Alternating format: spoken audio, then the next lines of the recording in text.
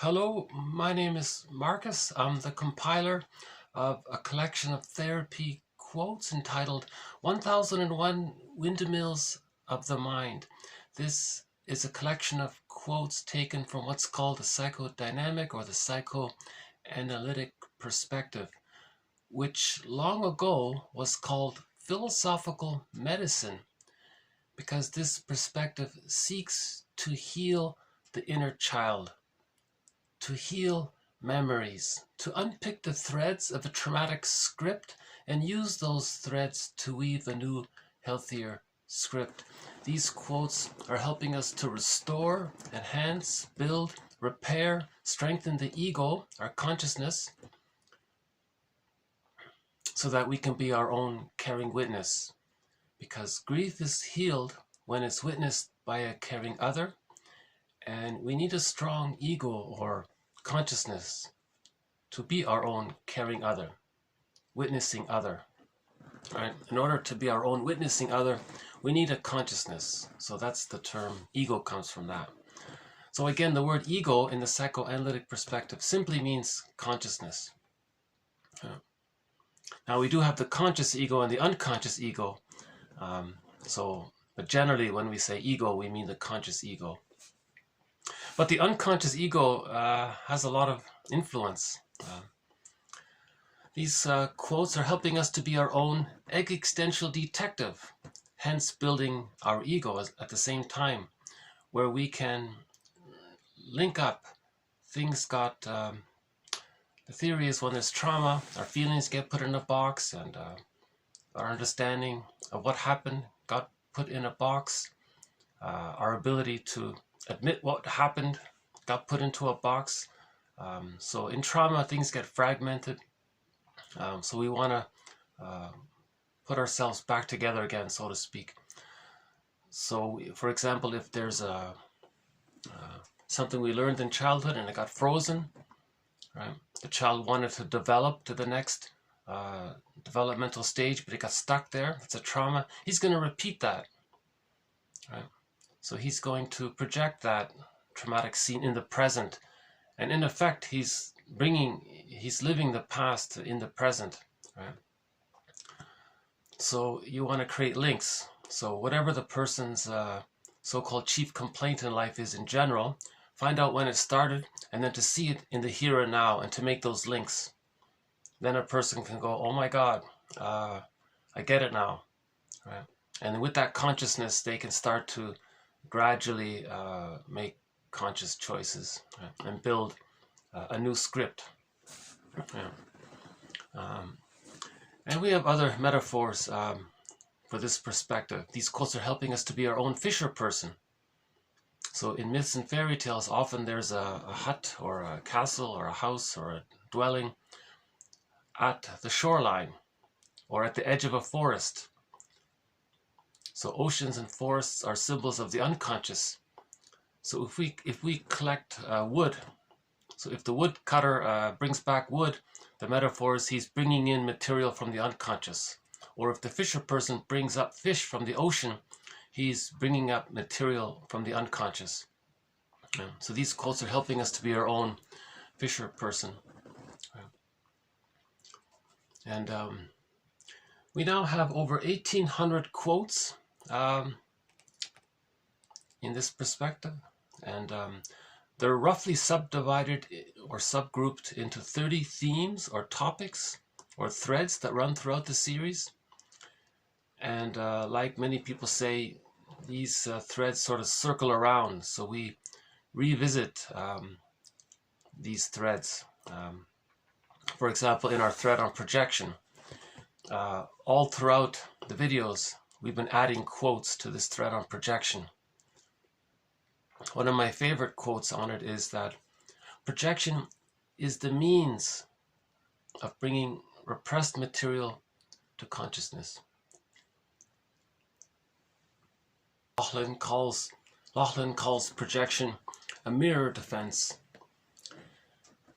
It's a defense mechanism, meaning it takes away, or it squelches, or it represses, or it makes us unaware of any anxiety we have around certain memories.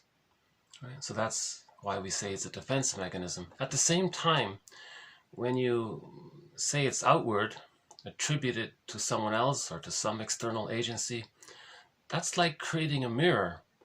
So a person's strong opinions and judgments about others, that's like a mirror for the person to know what's within, what they're denying within. That's the psyche's attempt to bring unconscious material to consciousness. So projection is the means of bringing repressed material to consciousness. And we must have over 100 quotes by now on projection, a key concept throughout this series. Robert Bly and Chinen and many others say that's reclamation of the self if you can own your projections and reclaim what you lost in childhood. If we lost it in childhood, it's painful, but we're not aware of it. So, for example, if we lost our gold, our golden traits, our positive traits, we may over-idealize others. That's called the golden projection. But that's like a mirror. We can then say how whatever positive qualities you're attributing to that other person, it belongs to the projector. You have those, but it's undeveloped. So projection works both with our positive traits and with our unhappy memories as well. We have a thread on projective identification, reaction formation, rationalization, identification with the aggressor, the moral defense, splitting, key one there. The psychology of emotional eating, one on the body bears the burden, and the list continues. So this collection of quotes, I find it affirming and helpful, and at the same time, you have to remember what Robert Bly says. Forgive psychology for its jargon. Just forgive it, he says. He also says at the beginning of his lectures, 30% of what you're going to hear is wrong. It's up to you, dear audience, to figure out which 30%. So I think that's sort of similar with this collection of quotes. Every quote is an approximation, is an attempt to get into the ballpark of describing or attempting to make us conscious of what we're not conscious of. So again, the original axiom is to make the unconscious conscious. Right? If something's unconscious, it means there's painful memories, and that's psychic pain, emotional pain.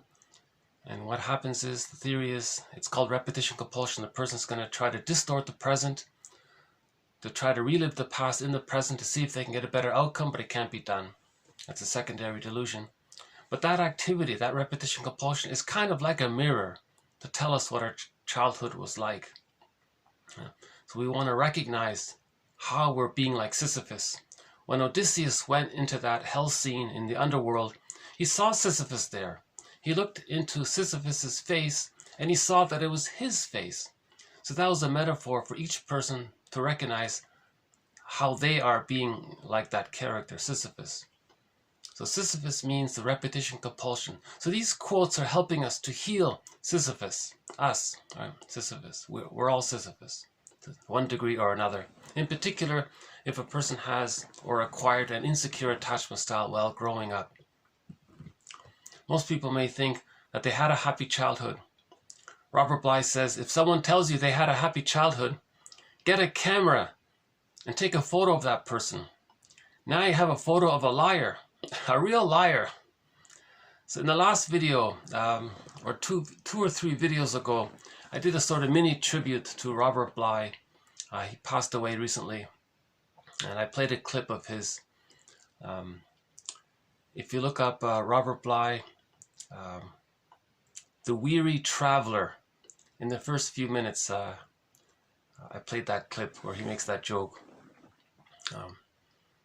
So one estimate is that only 30% of the children in North America get a secure attachment style, meaning that the love with the mother outweighs the frustration with her, allowing the child to internalize her administrations, her ministrations, so that he can have what's called ontological security, basic trust, a sense of self, so that by the age of 3, he can get the key out from under mother's pillow and he can be connected to himself and have access to the real self.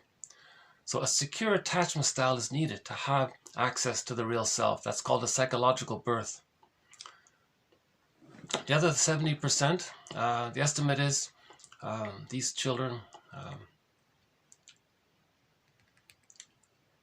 there's a big debate about it, but anyways, in an insecure attachment style, with a secure attachment style, they end up with, that's normal, natural, healthy development. That's I'm okay, you're okay. A sense of the other as differentiated from the sense of the self. So it's like two tennis balls. There's two people, they're separate, and they're whole and round, two separate tennis balls, right? And that's I'm okay, you're okay. Right? And when a person is there, when a person has what's called whole object relations, that leads to mutuality. And relationships, their relationships, their marriages become like fine wine, right? Because they're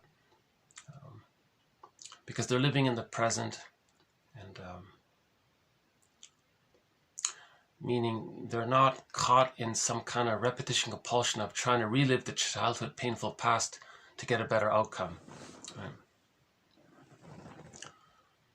And with the psychological birth, they have I'm okay, you're okay, mutuality, that's normal, natural, healthy development. They have access to the real self, which is a part of the person with various capacities. The real self allows the person to know what they like, what's unique about them. It lets them feel okay that they're a little unique, and it lets them feel, in other words, they don't feel guilty to express themselves, express their unique qualities, I mean. So they know what their hobbies are and their interests, right? So they have that kind of a feeling how they're unique, and it's a gift, and it's meaningful, and it feels satisfying, I would think, right? So the real self, part of the self, allows the person a wide range of affect, and aliveness of affect. We feel, therefore we are. So the real self allows the person to feel. So if the person wants to be happy, they can feel happy. The real self will allow it. There's no guilt complex around it, right?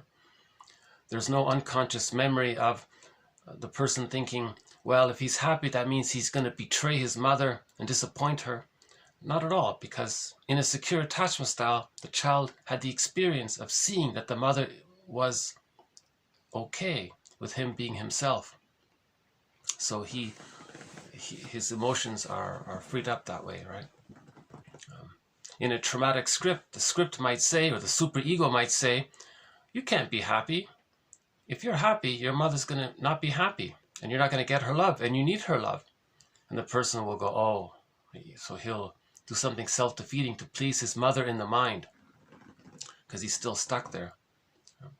So with an insecure attachment style, that means the person's still waiting for mother's love and they can't leave her. That's called an insecure attachment style. So with an insecure attachment style, they don't have I'm okay, you're okay. At best, they might have the original I'm not okay and you're okay. And that's closer to I'm okay, you're okay. So the theory about that is that all babies begin with I'm not okay, you're okay. Because no mother's perfect, she's going to make mistakes sometimes. So the child thinks there's something wrong with him. So he makes that conclusion to preserve the recognition that his mother must be all good. So the mother must be all good no matter what for the baby. And for the times when the mother's misattuned or on the phone too long, he thinks he's no good. So at some point in the beginning, the child may adopt this I'm not okay, mother's okay. So that's I'm not okay, you're okay, the structure for that. But by the age of 3, when the love outweighs the frustration, the child thinks, oh, okay, I'm okay, mother's okay, I get it now, everything's okay, it gets sorted out. But if there's trauma between 18 months and 36 months, the child is stuck with I'm not okay and you're okay. they're the pleasers and the clingers and the codependents, and they sacrifice themselves to please others, and so they're stuck with that I'm not okay, you're okay. But a more serious problem, if there's trauma before the age of 18 months, where the child couldn't hold on to I'm not okay, you're okay, or the mother was way too engulfing or impinging or demanding or unavailable, the child gives up.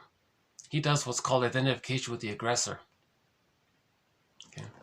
So the child had a concept that the mother was okay and he wasn't okay. He can't hold on to that anymore. He gives up. He adopts his mother's position for his position. Then he can say that he's okay. So he's mimicking his attitude of his mother. Right?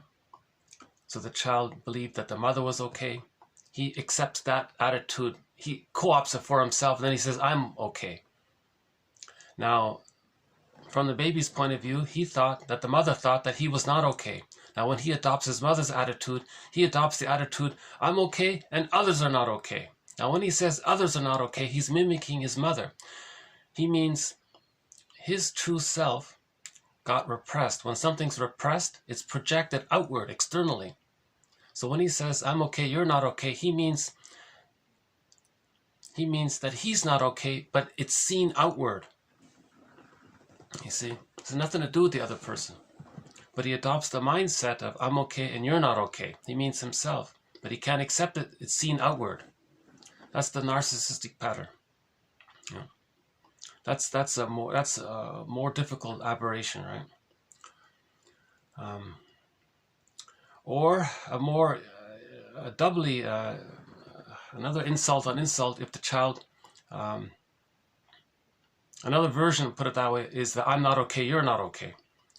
So those three patterns are all a sign of an insecure attachment style, arrested development, childhood trauma, right? And there are a variety of personality patterns that spring forth from those three dysfunctional, faulty attitudes. Right?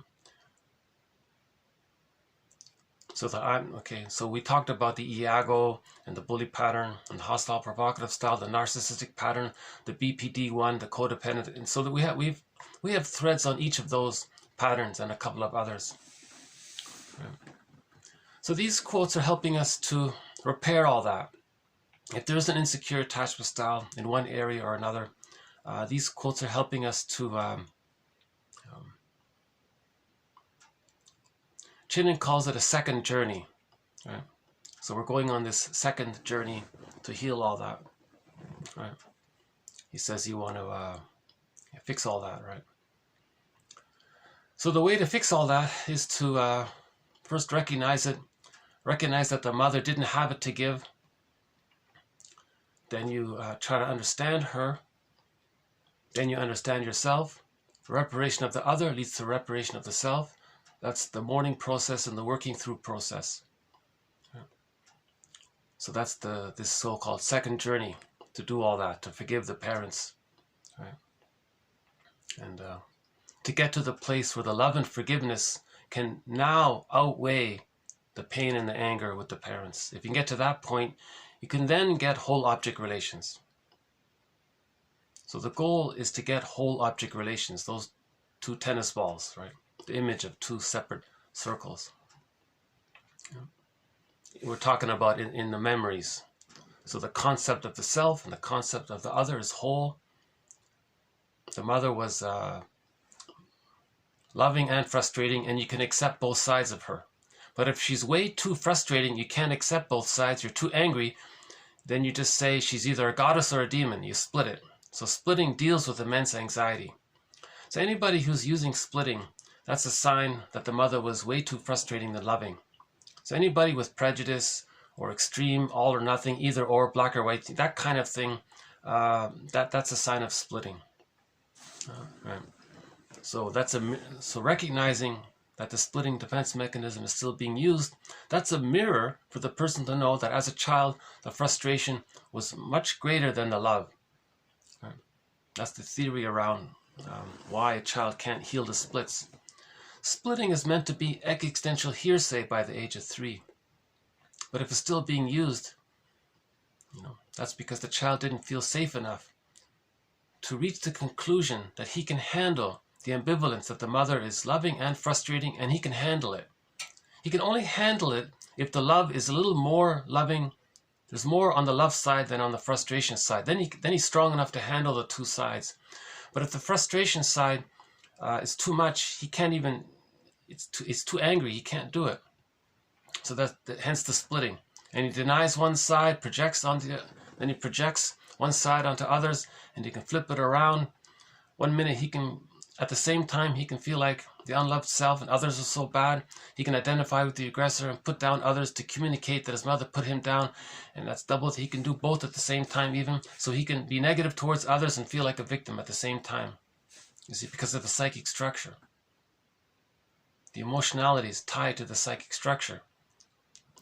So the baby thought, so if the mother's on the phone too long, he feels rejected. The child thinks that the mother's devaluing him. He grows up, he identifies with the aggressor. He devalues others because he wants to communicate how angry he is that his mother devalued him. So he's going to do to others to communicate what his mother did to him. It's as if he's saying to his mother in the mind, look, mother in the mind, that innocent, safe, peaceful, non-threatening person, I'm negative towards them because when I was a child, I was a safe, peaceful, non-threatening child, and you devalued me. And through my behavior, I'm showing you what you did to me. So could you change your ways?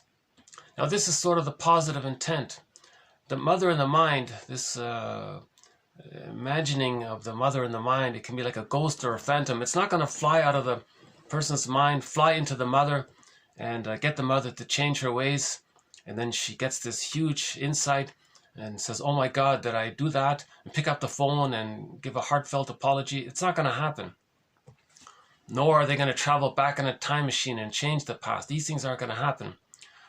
But the person imitating his mother and him recognizing that, that's a mirror for him to see how he was treated by his mother. Okay.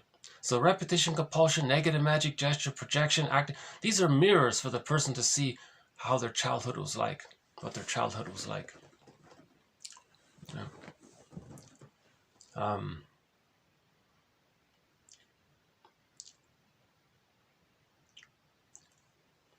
So they then recognize, oh my God, their fanciful fantasy that the mother is the greatest mom in the world. They study the thread on reaction formation.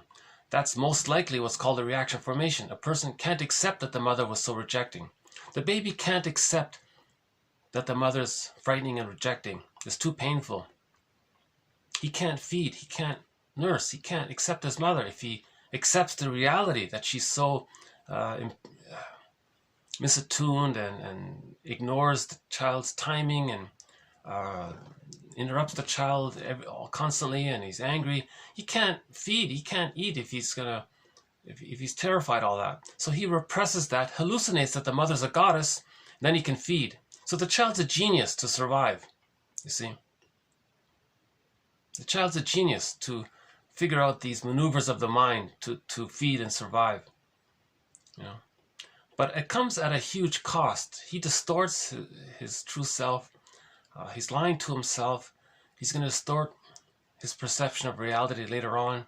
He's going to be in battle with his mother his whole life later on. Bergler calls it the grand design, where he's going to put down others constantly. Negative humor, sardonic humor, pessimism, sarcasm, cynicism. He's going to always be like that because he wants to communicate how negative his mother was towards him. He's going to spend his whole life being negative towards others to communicate, look, world, look how negative my mother was towards me. So he's going to treat others the way his mother treated him. So the self-help slogan is hurt people, hurt others, because he wants to communicate that he was hurt. So, okay, so so we'll add one more quote on our thread on splitting in this video. A key thread in this, an immensely key, maybe if there's just one thread, that might be a good thread to start. I think all 30 threads are excellent. I'm really enthusiastic about all of the threads. Splitting is an excellent thread. one can go to the search engine in this channel, type in splitting, and all of the quotes that we've posted on splitting up to this date are available. Right? One author says you got to heal the splits. Right? So Robert Bly's metaphor is that our feeling self, our potential, our true self, it's like a golden ball. It's repressed. It's in this bag that we drag behind us. The golden ball is in a cage. The cage is locked. You need the key. Where's the key? So Bly says the key, well, the fairy tale says the key is under mother's pillow. Where's mother's pillow? There is none. You have to create it. Okay. How do you create it? You accept the reality that the mother was more frustrating than loving. You recognize splitting, and you somehow amalgamate the splits, bring them into one concept. Woodman calls it holding the tension of the opposites, the love and appreciation and the truth, the pain and the hurt from the mother. Can you bring it together? Because when you try to do so, the impulse is, oh my God, no way, I'm not going to forgive her because you're too angry. That means you're too angry. That's normal. That's good. You're facing it, right? But if you're only angry, that's still splitting, so you got more work to do. Now, how do you bring the positive side together with the frustration, if the frustration was so great? Well, one exercise we've posted a while ago was this visualization where you imagine your mother having a happy childhood. She grew up with a secure attachment style. She was radiant and smiling, and she was seen and accepted, and she could know herself, and she had confidence, and she was intelligent and creative, and she experienced a lot of love and trust, and no betrayals and no traumas in the environment, and no shocking things happened to her. And so just imagine that your mother had a happy childhood and got the love. All right? Wouldn't it be reasonable to assume that if your mother had that, she would have loved her children? If she got lots of love, isn't it reasonable to assume that she would have loved her child? She would have given back the love that she got. She would have carried on that love tradition, that love legacy, whatever you want to call it. So if you can kind of imagine that a little bit, you start to forgive the mother, meaning she would have if she could have. Despite the fact that she couldn't, she still managed to love the child in some ways. It was veiled, it was confused, it was masked, it was hurtful, but she still snuck in some love. Well, we had one cartoon where the guy said, well, the only good he got was that the mother opened the fridge door. She cooked spaghetti. That's like, well, you got to start somewhere. She did something positive. Robert Bly said, well, I did learn languages and poetry. So you have to start somewhere. I think a best way to start is to read the Enneagram and read the 9 types, the 9 personality types.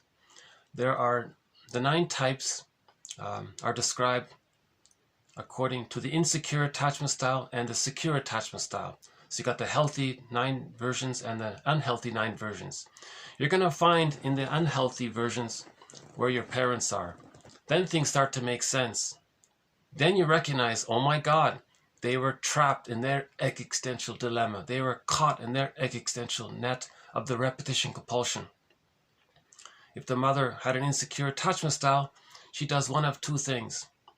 When she herself gets a child, she's so angry at her own mother that she's going to use the child to show her mother what she did to her.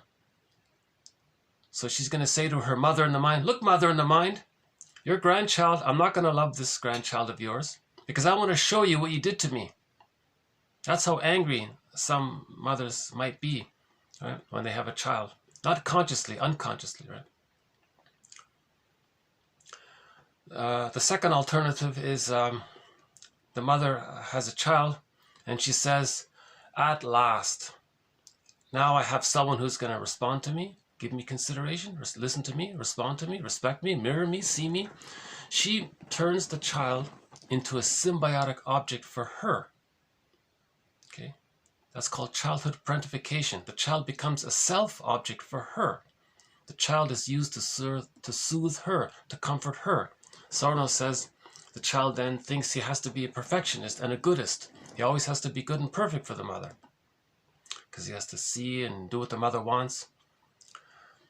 That's called failed empathy. No child can do it. They'll try their best to please their mother, to make her happy, but no child can be their mother's mother. It can't be done.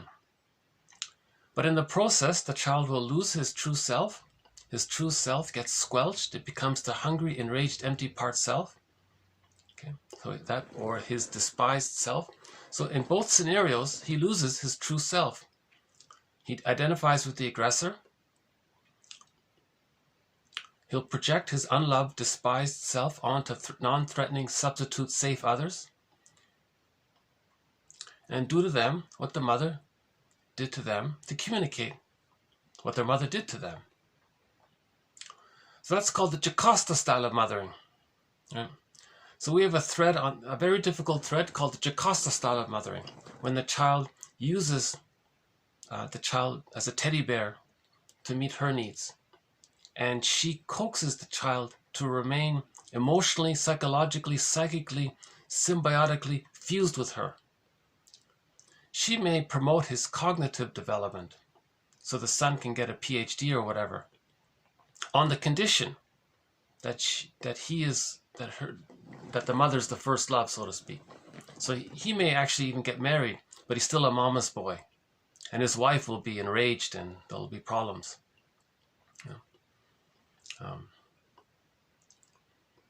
So we have a few in the core collection. We have a quote by Rinsley discussing why is there such a split between a person becoming a PhD and a scientist, but he's still emotionally tied to his mother, so like a baby, right? So there's a split between emotional, psychic, mental, spiritual development and the cognitive development. It does exist, obviously, right?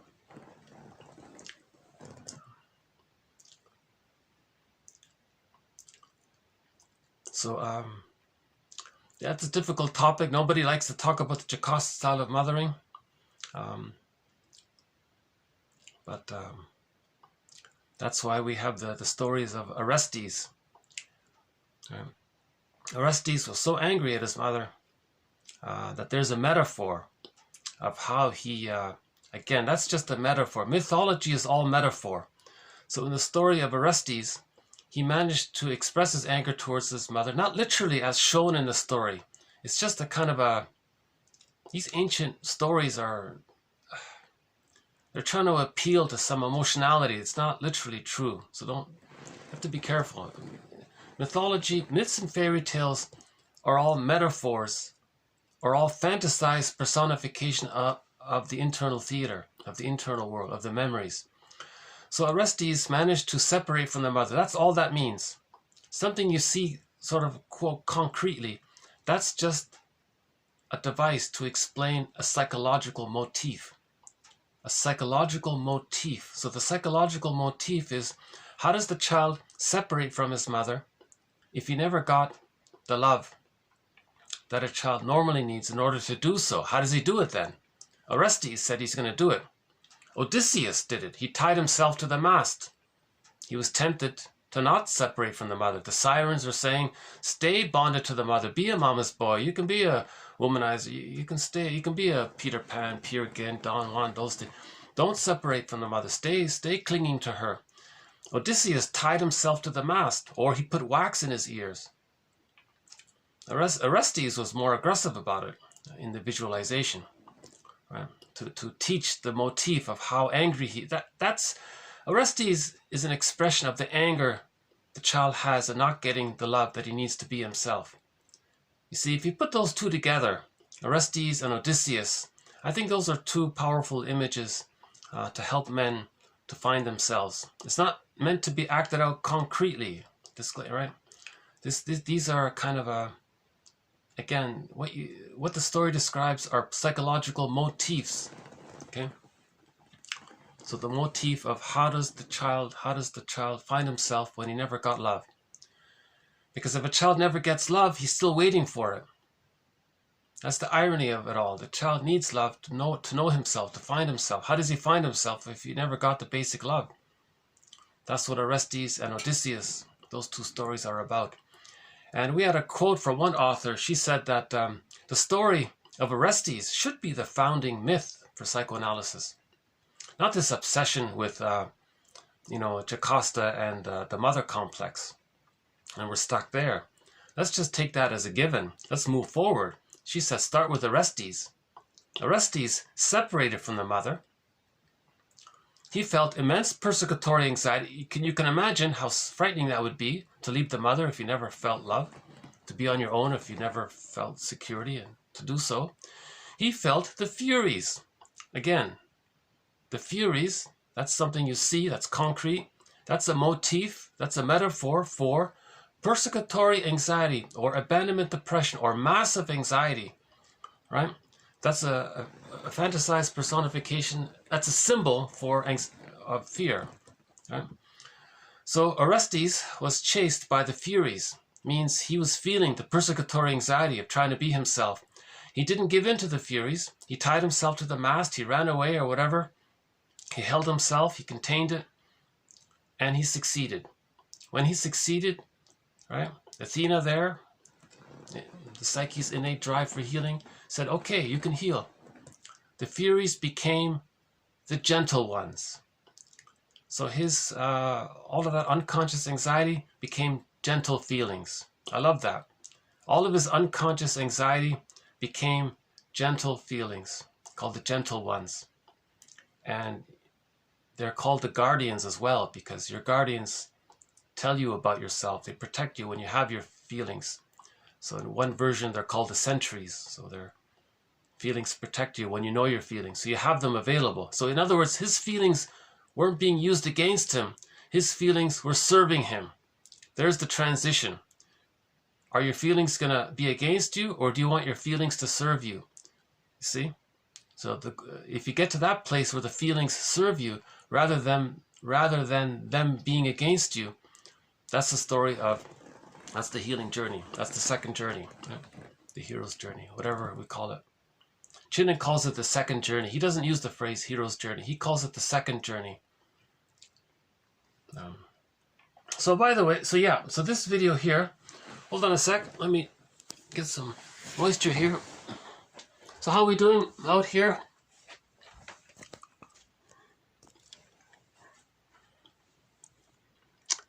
So it's around, it's -2 or 3 today.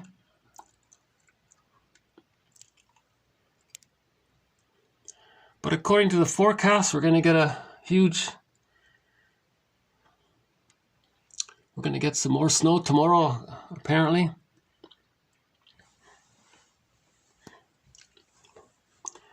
But today we're lucky. Yeah, today it's a calm day. Okay.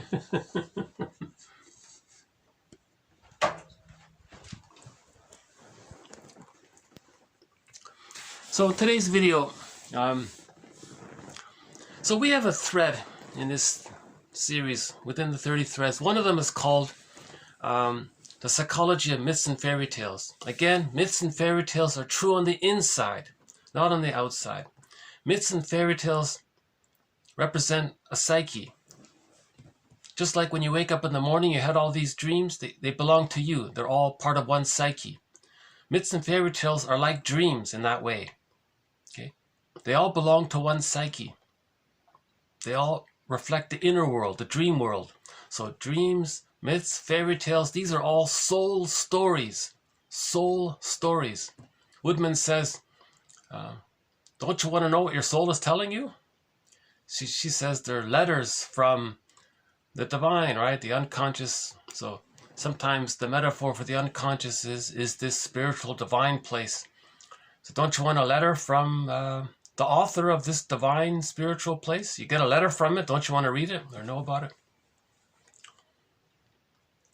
So from the interpretation of myths and fairy tales point of view, when you get a myth or a fairy tale or a dream, that's like getting a letter from Athena or Poseidon or some helpful from the king polar bear or the dragon king or some creative force or the psyche's innate drive for healing, whatever term we use to describe it. There are thousands of names to describe this unknown, mysterious force that's healing us, right? Just like physically, you stub your toe, your body's already in the process of trying to heal it. Well, it's the same thing with the emotional, invisible, psychic. So what do we describe this force? It's unknown. We don't have there are thousands of names for it, right?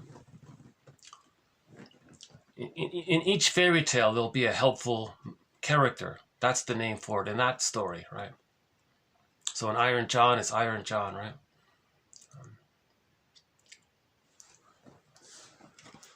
Yeah, Baba Yaga is common one. So,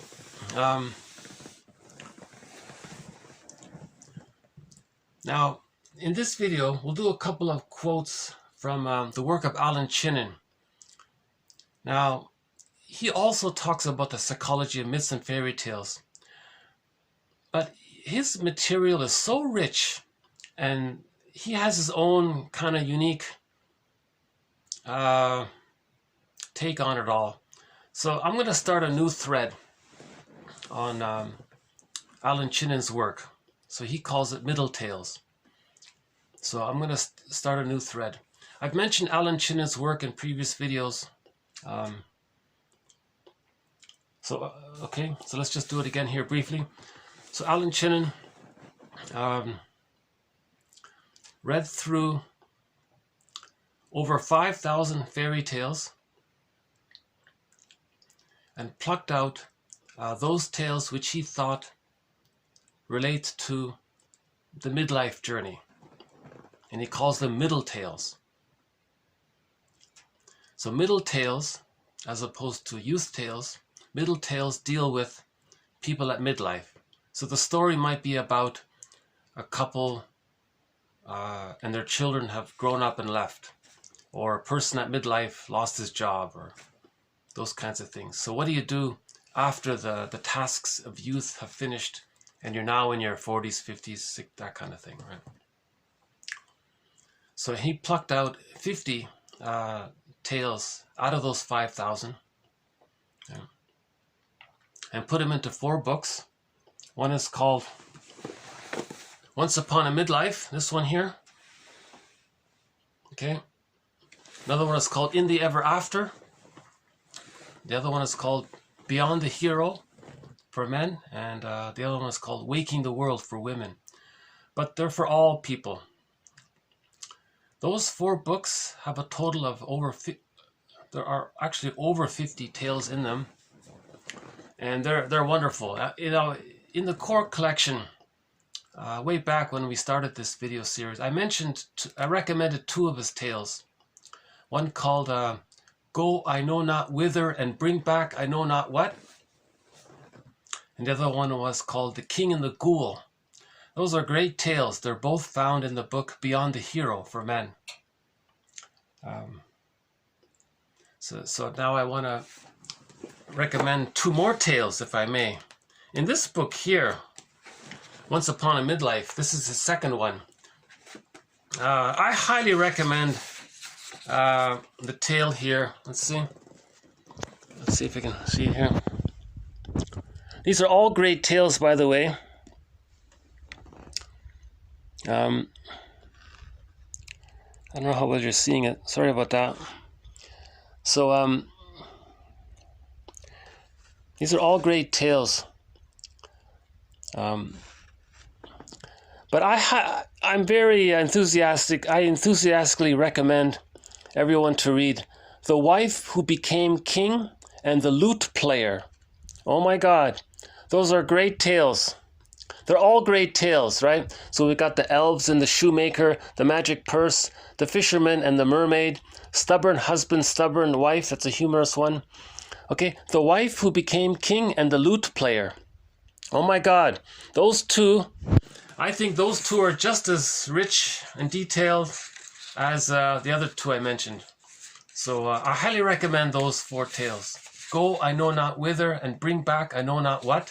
That's talking about the unconscious. Go into your unconscious and reclaim what you don't know. The King and the Ghoul.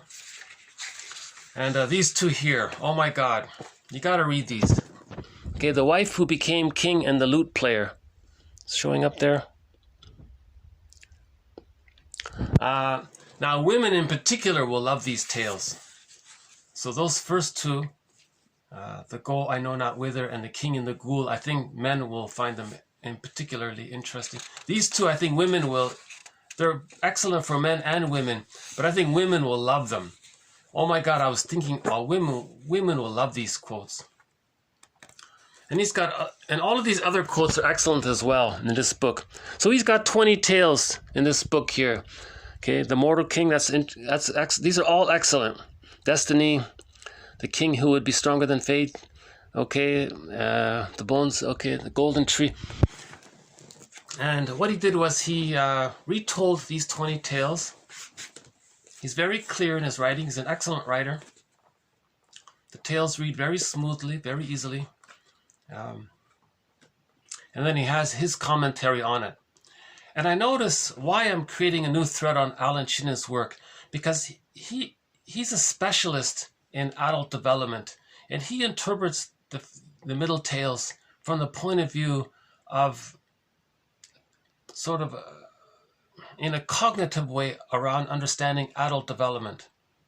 So human development doesn't end, child, adolescent, adult, and then it's finished. He says, no, you got adult, you got adulthood, then you got the midlife phase, the second journey, and then you got emancipated innocence. You got the elderhood period.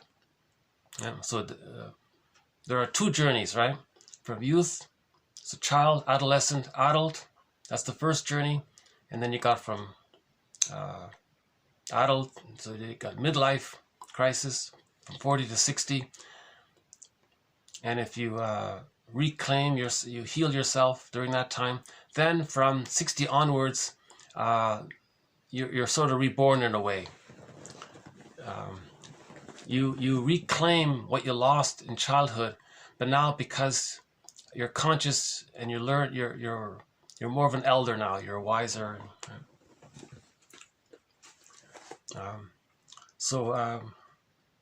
His commentary is different from, say, Robert Bly and Woodman. So that's why I think we really need a new thread on Chinen's work. So let's just temporarily call this thread Chinen's Middle Tales. Now the foreword to this book is by Roger Gould, and he himself is a bit of an expert in adult development. So I thought, if it's okay, I might just quickly read the foreword to the book. Roger Gould, I've mentioned him a few times. He wrote the book called Shrink Yourself. That's an excellent book on emotional eating, one of our threads in this series, emotional eating. He wrote a great book about it called Shrink Yourself. But prior to that book, he wrote a book called Transformations about adult development. And he wrote the foreword to Chinen's book. So I'm very glad that Chinen got some support here. So I'll just read it from the online version of it. So here's the foreword by Roger Gould to Chinen's book here. Okay, I'll do it quickly here. So, okay, again, let's just back up a sec here.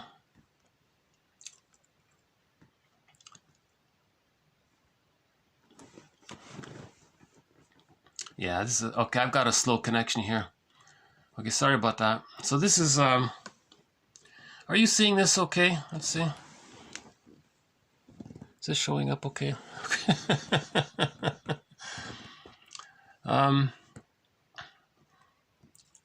Okay, so there's the cover, right? Okay, once upon a midlife, classics, stories, and mythic tales to illuminate the middle years. Alan Chinen. He's a medical doctor, by the way, MD. Okay, so let's... Okay,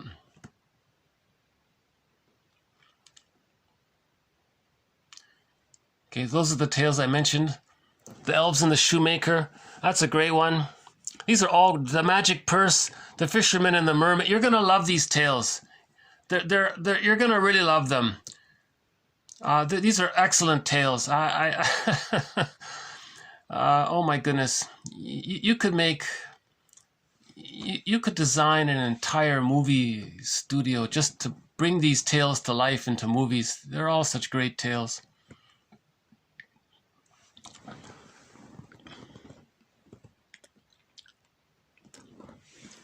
Reading this book is a treat. Oh boy, I don't know if I can hold it here. Is that okay? Reading this book is a treat. Having read most of the research and books in this area over the last 15 years and having written my own book on the subject, okay, that book is called Transformations by Roger Gould, I am often bored with the repetition of ideas about midlife. You know, when he said that, I thought, oh my God, yes, it is a boring topic. I'm trying my best to get through this collection here. New Dimensions in Adult Development. It's a collection of articles on experts on, it's dry. They don't really say anything. They waffle around in vague generalities. They don't really say anything. So Chinen saved the day. He brought up these tales, right? So I share Roger Gould's enthusiasm for this book. That's why I'm reading this. Alan Chinen has forged his own modern midlife mentality with timeless middle tales, fairy tales for the second half of life. I had never heard of or thought about middle tales, which the author distinguishes from youth tales. Okay. Now, he may not have created the category, but he has certainly established it as a rich source of illustration for those phenomena that other researchers and writers in the field already have described. His own clear observations to this body of knowledge are a welcome contribution. That's an understatement. Okay, so the midlife period, still showing up here. Okay, the midlife period is too important and too personal to be described solely by academics who must subscribe to the rigors of methodology. It is also too textured to be swept into large containers by those theorists looking for a principle or two to explain it all, as if coming to grips with mortality or emancipation can subsume all that has been described. What struck me most about this book is the way the middle tales from Japan, China, Egypt, Russia, India, Polynesia, and American Indian lore were used as illustrations of both large sweeping concepts such as, the masculine principle and the feminine principle. Okay. The nitty-gritty specifics of Rochard interpretation by contemporary men. So projection. So he talks about projection in here. Okay. In the hands of the skillful psychiatrist writer, these tales are transformed into mental pictures, concepts. Okay, we go on here. The gift of this book is to help us see and feel the essential phenomena of midlife. The book is filled with research, descriptions, case histories, and so on.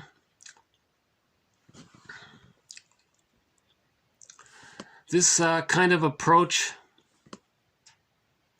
Okay, I want to just get to the conclusion here. So, this book allows the reader to see these phenomena without being confused by various stereotypes. Yet there is something to learn for everyone. For there truly is wisdom buried in these simple middle tales from around the world. Okay, now from Chinen himself. Fairy tales for adults? ? The idea that adults can learn from fairy tales may seem strange today, After all, fairy tales are only children's fare. Nothing could be further from the truth. Okay? Fairy tales are for adults. Long ago, and this is not a fairy tale, fairy tales were told by adults for adults. And he goes on and explains the whole thing around it. So modernized fairy tales have been watered down for children. But the original fairy tales, we only have fragments of it.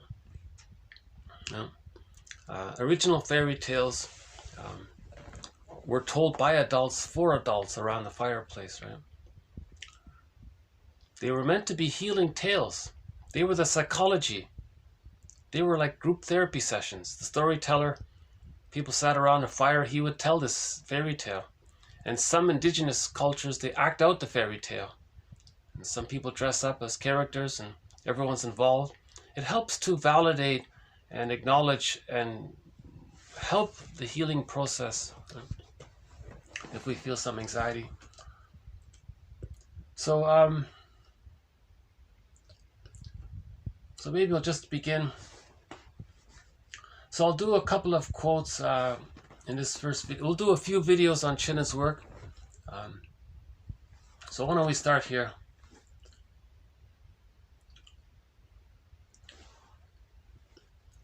Okay, developmental tasks of adulthood. What are the developmental tasks of adulthood?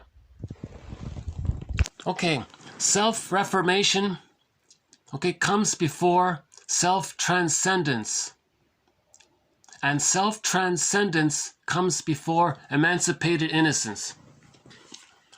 Okay, so that's his jargon. Now he explains his jargon. So first, there's self-reformation. At the beginning of midlife, we discover all of the mirrors and own our projections and heal the splits. That's self-reformation. So we're healing.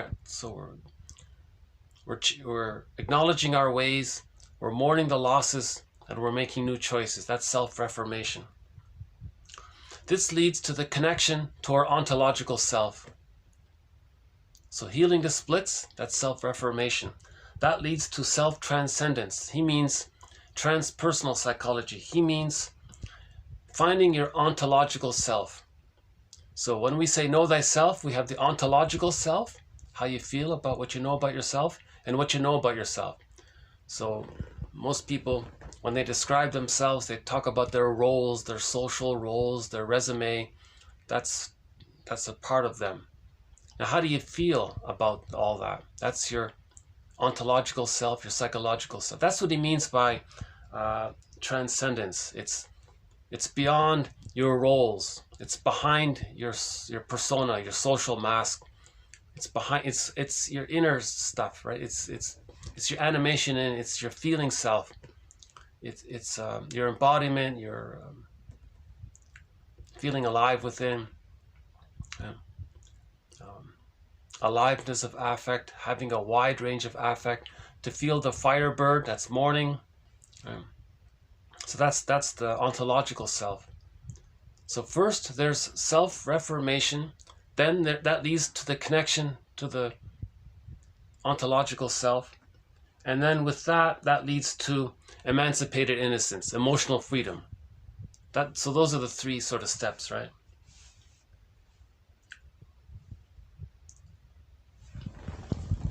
Now, how do we get there? So self-reformation. Well, self-reformation. In becoming aware of her patterns, she brings consciousness to what was unconscious before. Okay? So that's a short summary of it right there. In becoming aware of her patterns. Repetition compulsion. Find your patterns. What are your patterns? Recognize your patterns. If you recognize your patterns, okay, then you're bringing to consciousness what was unconscious before. That's called self-reformation. That leads to self-transcendence, meaning you're connecting to yourself. Right? Okay, so when you do that, okay, so in becoming aware of her patterns, her repetition compulsion, sometimes called fate or destiny, right? So when you recognize your repetition compulsion, your traumatic script, okay, so when there's trauma, there's repetition compulsion. When you recognize that, you're bringing to consciousness what was unconscious. Okay, that's called transpersonal development.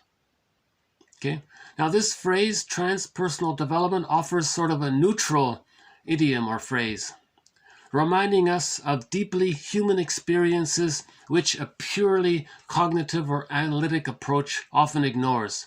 So he likes this phrase, transpersonal development, right? So recognizing your defense mechanisms leads to transpersonal development, right? Getting more in touch with yourself. Okay, so the reflective individual comes to terms with mistakes and opportunities missed. Okay, the reflective, so introspection, self-examination, the second journey, right? The second journey he means the reflective individual. The reflective individual comes to terms with mistakes, okay, where he went wrong, his mistakes. It's not to blame himself, he just wants to recognize it. Opportunities missed, okay.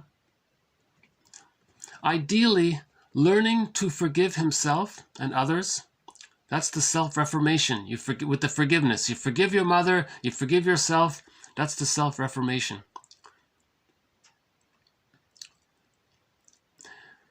Events and actions that seemed inexplicable make sense in retrospect. Okay? Events, your childhood, okay? What happened to you in childhood? All that horrible, terrible things that happened in childhood. What seemed inexplicable, unexplainable, okay, in retrospect makes sense. That's a tough one. No, I think that's a great sentence. It sounds simple. Events and actions that seemed inexplicable. You can't make sense of it. Why did that happen? Why do good things happen to bad? Why do bad things happen to good? You can't understand it. In retrospect, makes sense. If the parents were caught in their existential dilemma, they didn't have it to give, you're going to do the best you can in that situation. Now things start to make sense. In retrospect, things start to make sense. So that's self-reflection. That's self-reformation. Right? The return to the past in memories, okay? The return to the past in memories transfigures the effect of the past on the present. Another key sentence here. The return to the past in memories transfigures the effect of the past on the present. You know, when I read that, I thought, wow, he read Lowald, because that's Hans Lowald's main point. I give Chinen immense credit. He wrote these books in his late 30s. He's a bit of a boy wonder. He's a true scholar. By the age of 40, he read psychoanalysis. He doesn't talk about psychoanalysis really, but he clearly read it, because I think he's quoting Hans Lowald. Right? That's a good summary of Lowald's point. Okay, the return to the past in memories transfigures the effect of the past on the present. Okay, now the elder embraces the past, not to regress. Okay, one's golden years or the elder years is the beginning transfigured. So it's your childhood all over again, but it's transfigured, and that's what an elder is. That's why elders are lighthearted and humorous and happy and playful. They're like children, but they're wise. It's different. They're like conscious children. Chinen includes the tale called The Duration of Life. If you look up the Grimm's tale, The Duration of Life, that's a funny story. Maybe I'll read it next time. If I could find it, it'll take me a minute to find it. It's in this book. If you look up the duration of life by Grimm's, you'll get a glimpse of what this means about emancipated innocence. But this one here is a great quote. Lowald said, "You're changing the past." You're changing the past? You can't change the past. What he meant was this: the return to the past in memories transfigures. That's what he means by change. It changes the effect. It changes the effect of the past on the present. Okay, so you're healing the past. So that's what Lowald means. We're healing memories. If you heal the memories, it's like you're changing the past, but he doesn't literally mean you're changing the past. You're healing the memories. You're healing the inner child. So the effect of healing the inner child, it's like you've changed the past, but you didn't literally change the past. Does that make... Am I getting it in my clumsy way? I hope I got it through there. One more here. The mature individual, Erikson argued, must learn to affirm his or her life just as it happened. Okay, just as it happened. Okay, again with Steiner, it's this verdict of reality that makes the work of mourning so difficult. It's this verdict of reality that makes self-reformation so difficult. It's too easy to listen to the sirens and say, oh, just put your mother on a pedestal, idealize her, worship her, just keep saying and chanting how she was the world's greatest mom, just stay in denial, don't face the reality. Odysseus, no, I'm going to face the reality. I want to know life just as it happened. It's got to be that way. It's got to be exactly, no delusion, no fantasies about what you wish happened or what should have happened, or yes, you want to mourn what could have been, but you got to recognize exactly what happened. Yeah, you got to face the verdict of reality. If a person has an insecure attachment, if they're cynical, or if they're prejudiced, if they're a codependent, if they're a narcissistic pattern, a bully pattern, all of these Iago care, all of that, that's a mirror for them to know, right? Theory is, approximate theory is that they can ask themselves the question, does that mean I had an insecure attachment style? Whoa, now you picked up the golden feather. That whoa, in the fairy tale, you picked up the golden feather from the firebird. Okay, if you get that whoa feeling, that's picking up the golden feather in the firebird. And you can't go back really, you want to go further, you want to find the firebird. Once you pick up the golden feather, you got to find the firebird. You want to find your feelings. We are what we feel. It's psyche's innate drive for healing, right? If you throw away the feather, in the Odyssey, we know what happens when the sailors listen to the sirens, right? So that's a metaphor of losing ourselves. We lose ourselves if we don't know ourselves, right? So that's a good quote here from about Erikson here. Okay, the mature individual, Erikson argued, must learn to affirm his or her life just as it happened. Okay? You got to accept the reality that the mother was more frustrating and rejecting than loving. For better or for worse, the truth will upset you free. Right? That's what he means here. The truth will upset you free. He must realize that his life history is, to use Erikson's own words, quote, something that had to be and that by necessity permitted no substitutions. Okay, so that leads to self-forgiveness. You stop blaming yourself. You made the best decision you could in that situation, given that you were trapped in the repetition compulsion, given how much consciousness you had, you did the best you could. And the parents were in the same situation. The parents were in the same situation. You see? Something that had to be and that by necessity permitted no substitutions. I really like these two quotes here. Let's do it again. The reflective individual comes to terms with mistakes and opportunities missed, ideally learning to forgive himself and others. Events and actions that seemed inexplicable make sense in retrospect. The return to the past in memories transfigures the effect of the past on the present. The elder embraces the past not to regress. His or her elder years or golden years is the beginning. His emotional freedom is emancipated innocence. Okay, so his it's a beginning. His past, new beginnings, in other words, right? So he's a new person. He's reborn. Put it that way. He's reborn. The mature individual must learn to affirm his or her life just as it happened, for better or worse. They want the truth. Okay, so we have a few suggestions on behalf of 1001 Windmills of the Mind. One of the suggestions presented already is that on Mother's Day and on Father's Day, those are the days when they take those are their days. They write letters to their adult children. For better or for worse, just as it happened.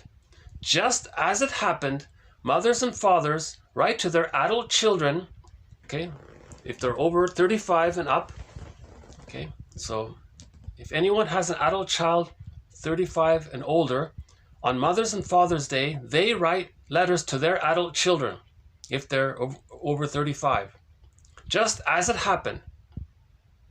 It'll be painful, it'll be embarrassing, the children might never want to talk to you again or something like that. You want to help heal your children. So tell them what happened. Was there prenatal distress syndrome?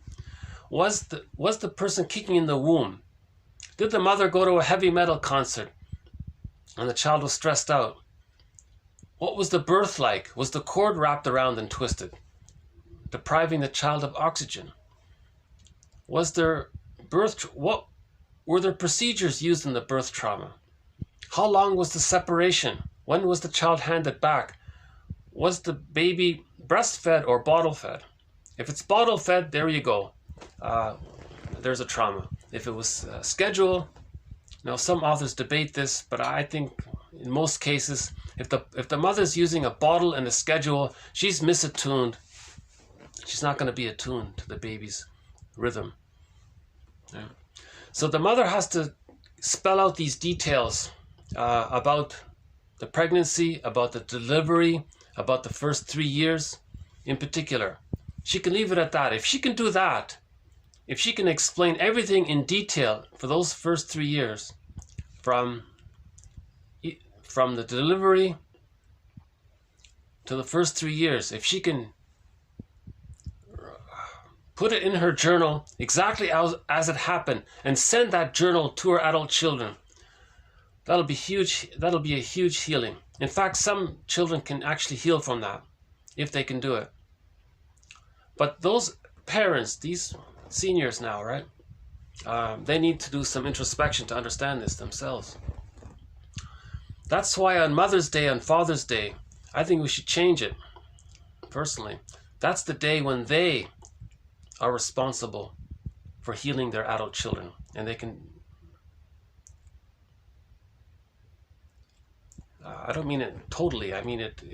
They're responsible for doing what they can to help heal their adult children. So that's the day when they write letters to their children. Yeah. So that's one suggestion. That's one of the dozen or so suggestions we have so far on behalf of 1001 Windmills of the Mind. 1001 Windmills of the Mind is part of the self-awareness movement. Right?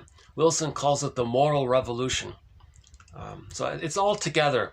The moral revolution, the self-awareness movement, the mythopoetic movement, the mental hygiene movement, or the emotional hygiene movement, right? The know thyself movement, right? And other terms for it.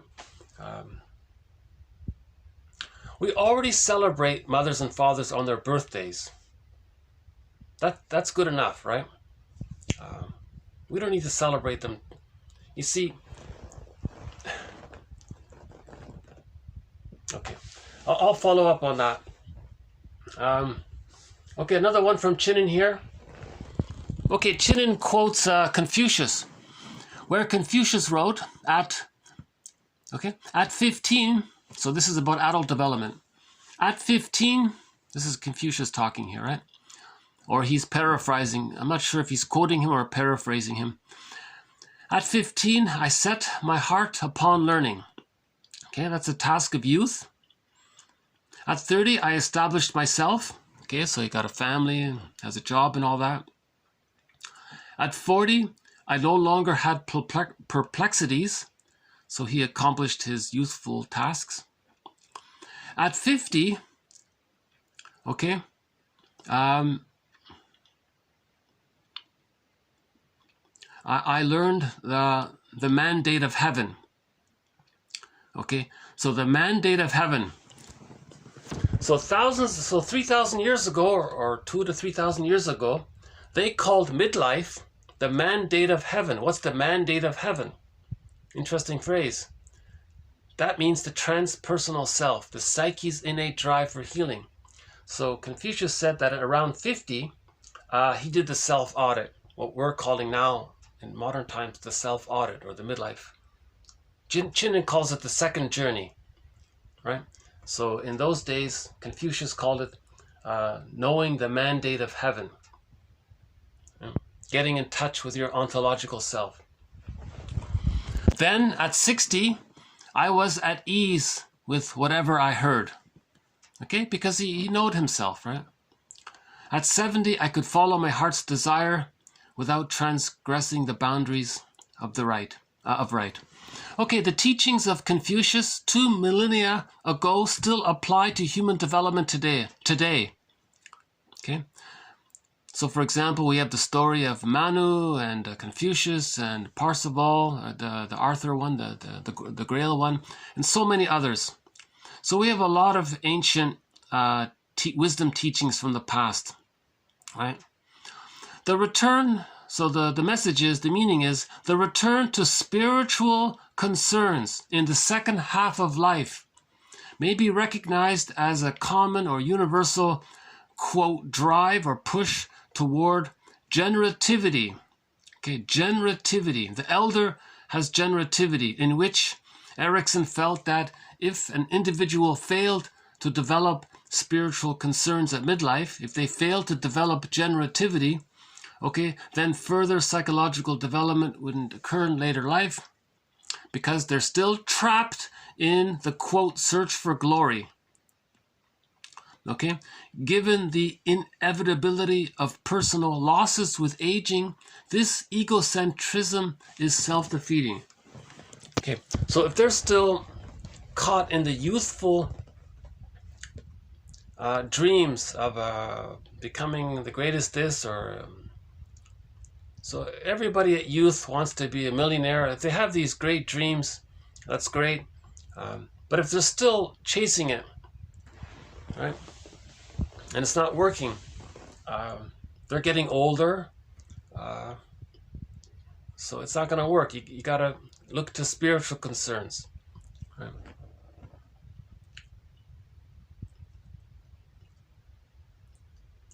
So someone said the world needs more elders. So natural development for adults is what Confucius said. You have the youth, you accomplish yourself in home and work, and then at midlife, you look to spiritual concerns. That's self-reflection, introspection, finding your patterns. Okay, in becoming aware of one's patterns, one brings to consciousness what was unconscious before. That's the mandate of heaven. That's what he means by the mandate of heaven. To look within, to bring to consciousness what was previously unconscious, right? That's the mandate of heaven. That's the metaphor for that, right? And then that leads to the connection to the ontological self. That means you're getting back what you lost in childhood, and that leads to emotional freedom that Chinen calls emancipated innocence. Then you're an elder. As an elder, what does the elder do? They serve society, they serve others, even if it's just serving the grandchildren. Robert Bly said, he made a point in, if you look up the audio, The Educated Heart by Robert Bly, he was very passionate about one point. He said, all of these seniors out there, geez, they should maybe at least take care of the grandchildren or do something for the grandchildren. he thinks a lot of older people are very selfish for themselves. They should start to give back and serve the next generation, right? At the very least, they can serve the grandchildren, he said. Yeah. But the elder serves society or the next generation or the youth. Chinen, Robert Bly says every elder should be mentoring somebody. Everybody over, let's say 65 or 70, should be mentoring a youthful person. But a lot of people over 70 they're just curmudgeons. They're still in this search for glory. Now, what's the search for glory with the person with the narcissistic pattern? If a person if they're still pure Gint, the search for glory, they still want to preserve their omnipotence. That's all about them. They still want to put others down. Now they're getting older and they still want to put others down. And it's getting harder and harder to do. So now they're becoming more irritable every time they can. Okay. So they end up as a curmudgeon. Bitter, stingy, miserly, greedy, not nice to be around. You're always on eggshells around them. So someone said the world needs more olders or to become elders, not curmudgeons. So there's like a crossroads there. They can choose. Should an older person move towards becoming an elder? And we have a roadmap. We have 20 roadmaps right here already. Not one book alone. There are 20 roadmaps of inspiration around this area. It's not alone. It's not only this. It's you need to read all of Chinen's tales. I think you need to read all of these quotes in this collection. I think as well you got to read the Enneagram, grief work, the literature on grief work, the literature on healing the inner child, codependency, narcissism. This project, 1001 Windmills of the Mind, it's mainly developmental object relations theory, but other theories are helpful as well.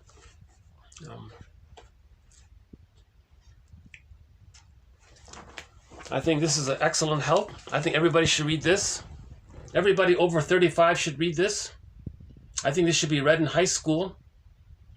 Okay, this comic, Psychoanalysis, Tales of Inner Turmoil.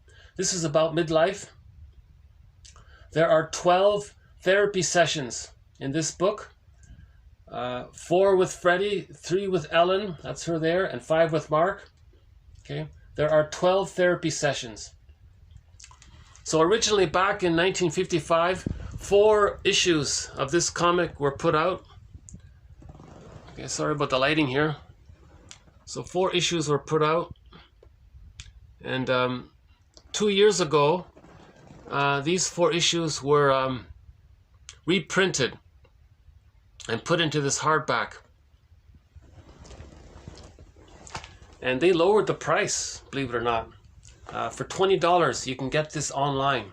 You can, from Dark Horse Publishing, you can get this, is that it there?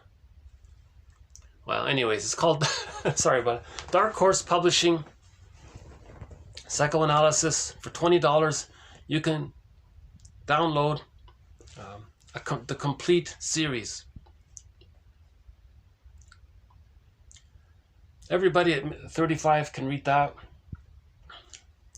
As well, another suggestion on behalf of Windmills of the Mind is that in high school, in grade 12, everybody spends 1 hour on those 12 sessions. At the very least, over a 12-week period, spend 1 hour a week over 12 weeks to cover those 12 sessions. In other words, teach this book in high school. Do this book in high school. Another suggestion on behalf of 1001 Windmills of the Mind. Although these are middle tales meant for midlife, I still think every high school student should read this. Do 1 tale a week. There are 50 plus tales. That's 1 tale a week for 1 year. Do 1 tale a week throughout high school. Students will love them. Maybe they'll just think it's funny or amusing or entertaining. but it'll be a part of them. And then when they hit midlife, they'll go back and reread it, and it'll be a big help. But they got to know of its existence, so you got to give it to them in advance so they know that it's there. Chinen's work is immensely underappreciated.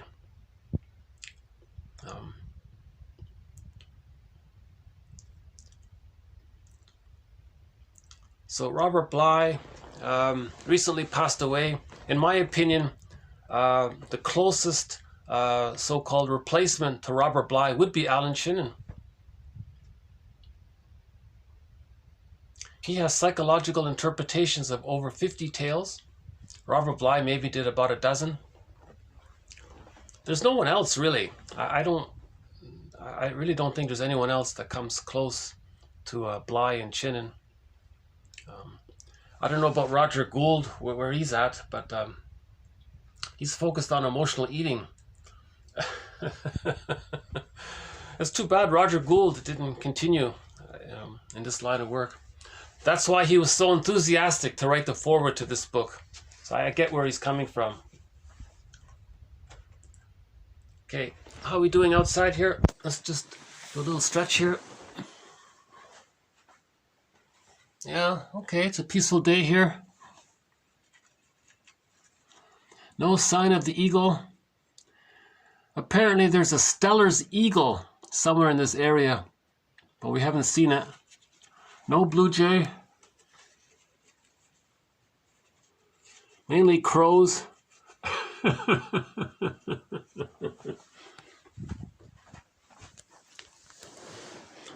Okay, we'll do one more quote from Chinen.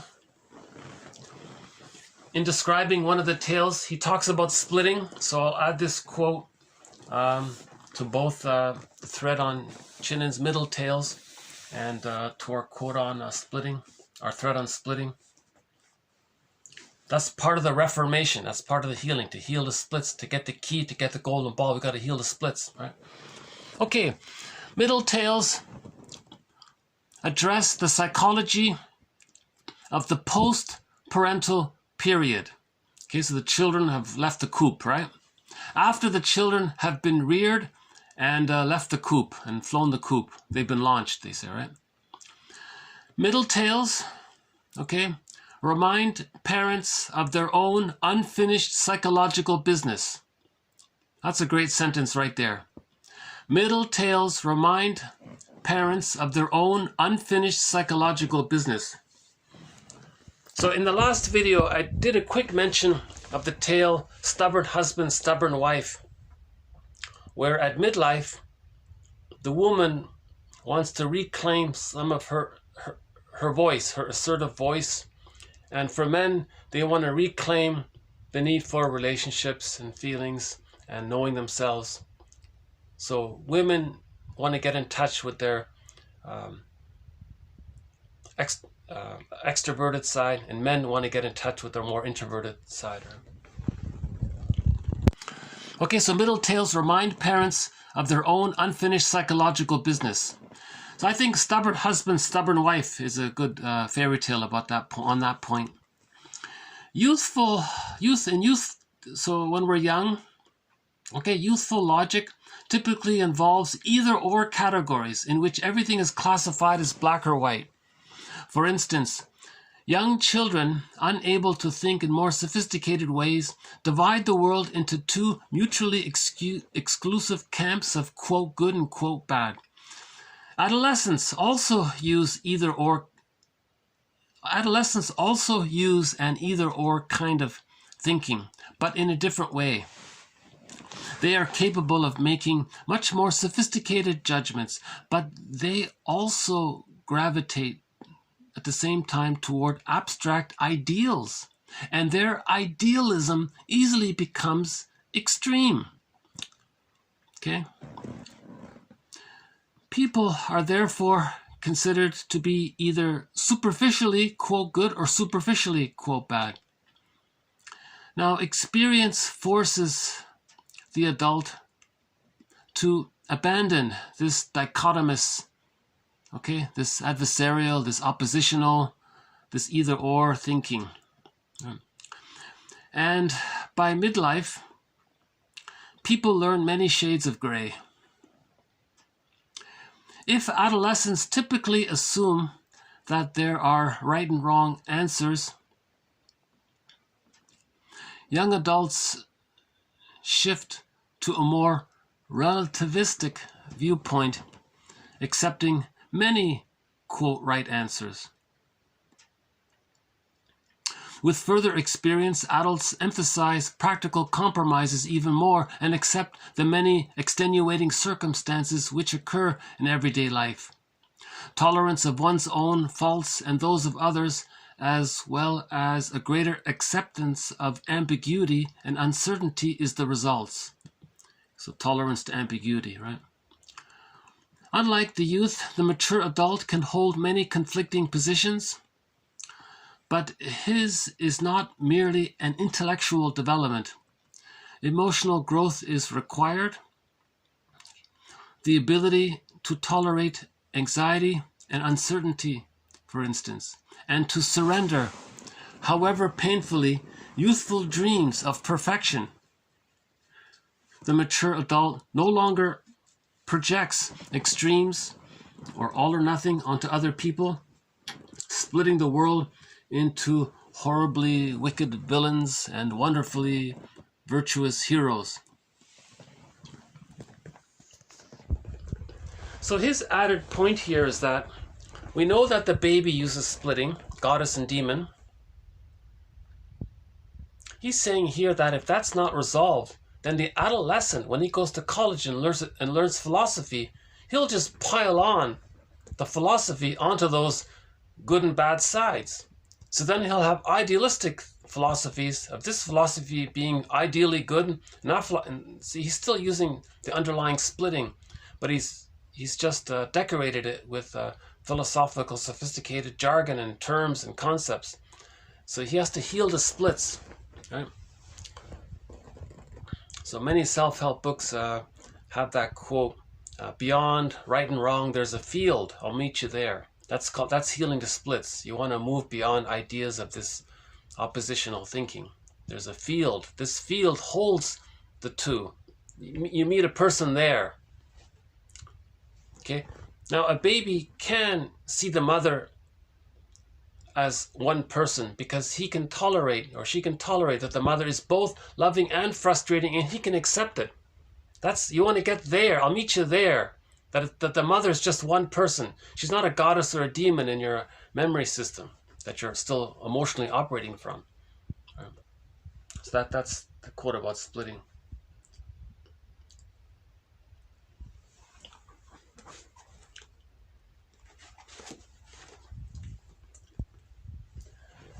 Yeah.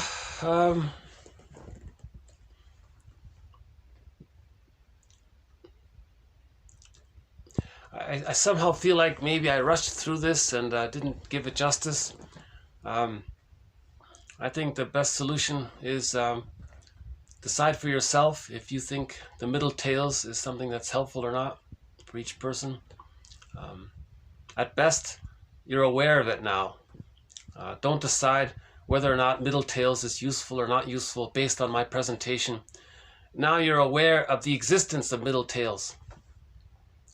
So I would say start with one of Chinen's books. Pick one.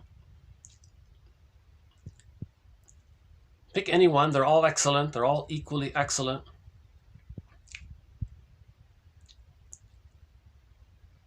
I like all of them. I would say if you're going to choose one, maybe choose this one or In the Ever After. Maybe those two. Because Once Upon a Midlife and In the Ever After are for everybody. The Beyond the Hero one is focused more on men, and the Waking the World is focused more on women. But these are focused on for everybody. Both men and women can enjoy these. So I would say start with Once Upon a Midlife and In the Ever After. Get those two books. And if you like them, then get Beyond the Hero and Waking the World. They sort of complement it. So I would say the core would be this and In the Ever After, those two. His first two books, in other words.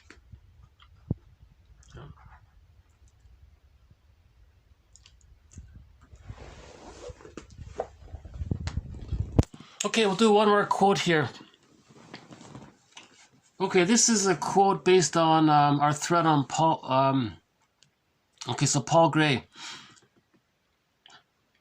Okay, so just as a setup here. So TQ 1863, this author is talking about Paul Gray's work. So one of the Golden Windmills of the Mind Award was given to Paul Gray's book, The Ego and Its Defenses. This author, I think, does a good job sort of summarizing his approach. So I want to add this quote to our collection here. The main idea is to be aware of when you're using a defense mechanism. Just to catch yourself in that moment. Just that impulse when you want to run to the fridge. Catch yourself. What were you feeling just before that impulse to run to the... Catch yourself in that moment.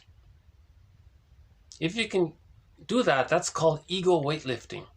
You want to be aware of your emotion, your choice of defense mechanism. Just to be aware of that it happens like in a microsecond. You want to catch that microsecond and be aware of it. Each time you're aware of that microsecond, right, you're building your ego. Okay. So a feeling comes up. It triggers too much childhood traumatic memories. You can't deal with it. You can't deal with those feelings. It's always coming up because we're always trying to heal. So it's always coming up, but it's too much. So then you binge eat or something. You do something to distract yourself. So he says, Paul Gray says, you want to catch that moment. He has his whole book is just about that one point, about that micro-speck moment of catching yourself in that moment of what were you feeling just before you decided you're going to use that defense mechanism. Whatever that defense mechanism was, blaming others, coaxing others, doing to others what your mother did to you to communicate what your mother did to you, projecting your rejecting mother onto others and saying how bad they are, the codependency patterns saying that you're no good and others are so good, sweet lemons, using a rationalization, recognizing, splitting, whatever defense mechanism you're about to engage in, catch yourself.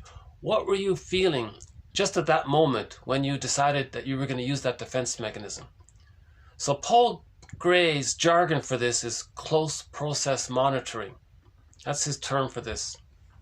So this quote here sort of summarizes Paul Gray's book, so it's a good one here. Okay, therapists, quote, interventions are made at moments when defensive shifts can be demonstrated to the client. Okay? You want to demonstrate, point out the shift. Okay, it starts with the analyst empathically aligning himself with what the last... Again, it starts with the analyst empathically aligning himself with what was last conscious in the client's mind. The moment before the analyst begins to speak.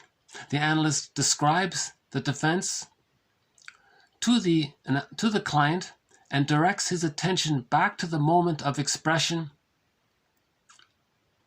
of the conflicted unconscious wish derivative just past that invoked the defense. Quote, for example, you called yourself mean just after you were telling me of observing your father in your memory.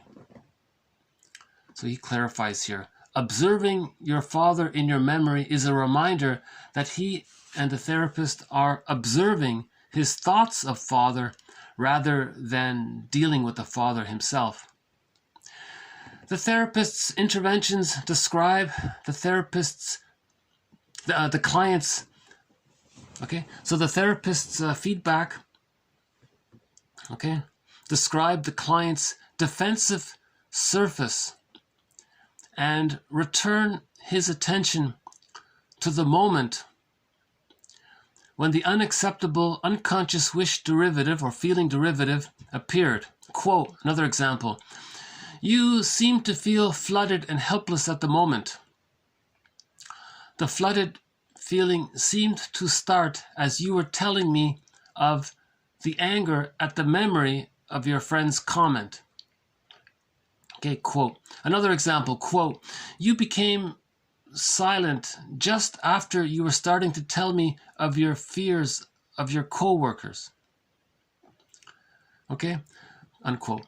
Close process monitoring or close process attention as ego weightlifting strives to free the ego from inappropriate and harsh restrictions of verbally repressed thought and feeling. You see, when you do this, you're putting a pause, you're hitting a pause on the inner critic. The inner critic, that's in the fairy tale, the White King Bear, Valamon, we mentioned in the previous video. The inner critic was the queen with the boar tusks. The bull there. So the bull, the queen bull or something, that was the inner critic. So you're putting a kind of a hold on the queen with the boar tusks, in a way. Whatever image you want to have of the inner critic, the wolf or whatever, any kind of memory within the siren. So you're not listening to the sirens. There are many ways of describing it. You're kind of putting a pause on the inner critic, saying, no, inner critic, I'm not going to listen to you. I'm going to listen to myself. What was I feeling? What was too overwhelming to feel? How was that too overwhelming to feel? And how did that trigger my thought that I'm just about to engage in a defense mechanism? This is called ego weightlifting. It builds the ego. The more we do this, the more we can accept our feelings. So now we're being a parent to ourselves. This is called self-reparenting. We want to accept our feelings now, for ourselves. Our parents didn't do it. They didn't accept our feelings because when they were children, their feelings weren't accepted, so they didn't know how to do it. So we have to reparent ourselves. That's the moral revolution, to reparent ourselves, to heal ourselves. So Wilson says the moral revolution is to heal ourselves. Hans Lowald mentioned before, he says, you're responsible for your unconscious contents, right?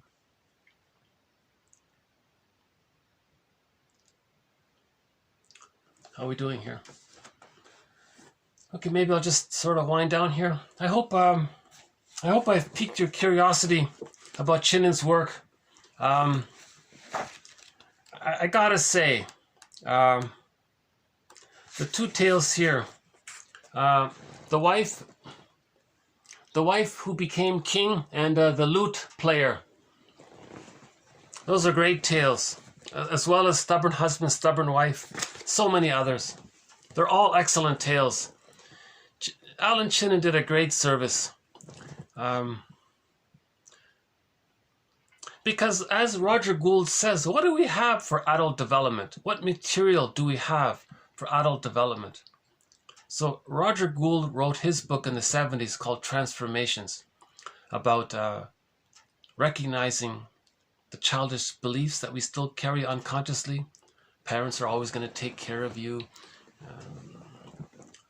Those kinds of things.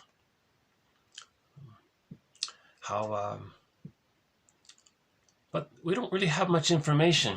And the formal material of it, this sort of formal stuff, for example, in this book here, oh boy, is this dry.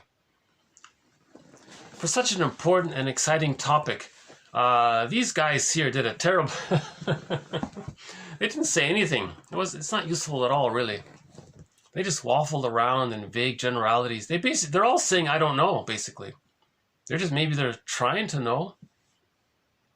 So that's why this was a huge injection. This was a huge...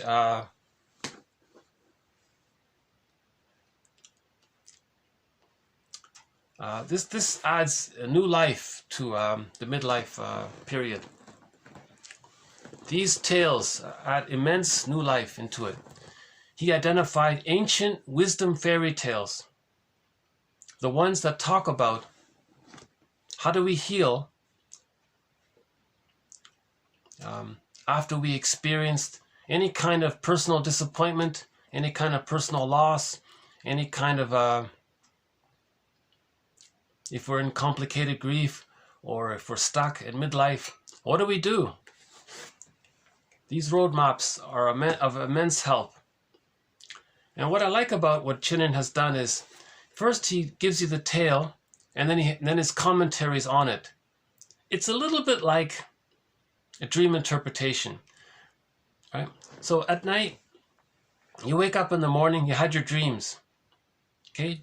TTAQ, in your journal, TTAQ. What's the title? Give the dreams a title. What's the theme? What's the main affect? And what's the question? What question do you think is being asked? Now you want to consciously consider your dream. Okay? This is sort of similar to it. You read the fairy tale, that's like a dream, and then you want to discuss it. And he offers some ideas. So he discusses it for himself and for the reader. So that this is making the unconscious conscious. So his books are widely available. They're easy to find. They're online, and there are many affordable secondhand copies around. I'm just thinking about the song to play here.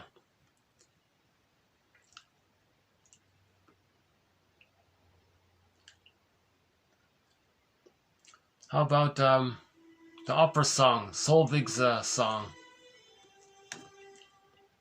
So this is from the story Peer Gynt, from the opera of it. So Edward Grieg composed some music for the Peer Gynt story. This is Solveig's song.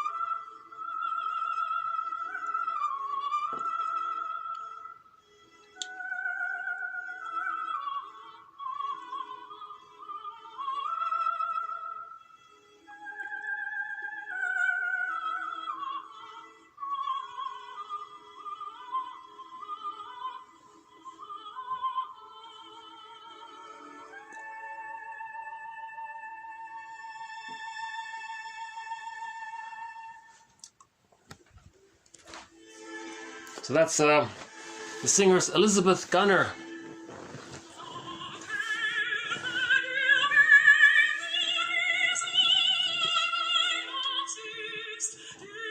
So remember in the Peer Gynt story, Solveig represented his missing feelings. And he was yearning for his feelings, but he was running away at the same time. And his feelings were always there. So in the story, when he met Solveig, she said, I was always with you. I was always here. So our feelings are always within.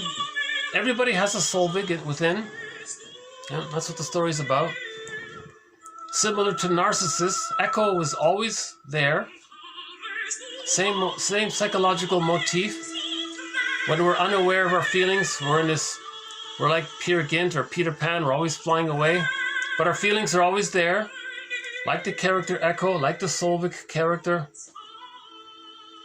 So we want to reconnect with our inner Solvik or our inner echo.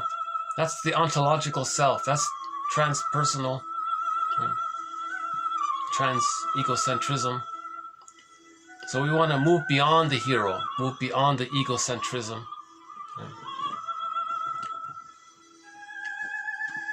So that's the theory about adult development, right? Here's the final note.